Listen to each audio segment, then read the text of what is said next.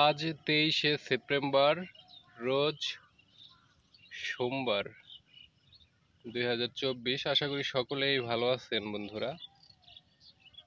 তো দেখেন আমাদের গাছের গুটিগুলা কিন্তু মাশাআল্লাহ খুব সুন্দরভাবে দাঁড়িয়ে যাচ্ছে এবং একটা সাইজ কিন্তু বড় হয়ে যাচ্ছে।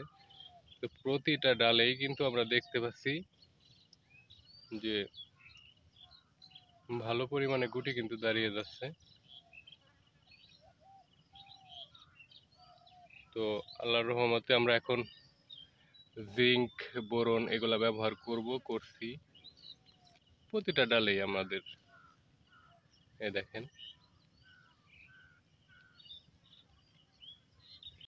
আজ 24শে সেপ্টেম্বর, রোজ সোমবার। আশা করি সকলেই ভালো আছেন। তো চলে আসলাম আমাদের সেই বাগানে, নতুন বাগানে।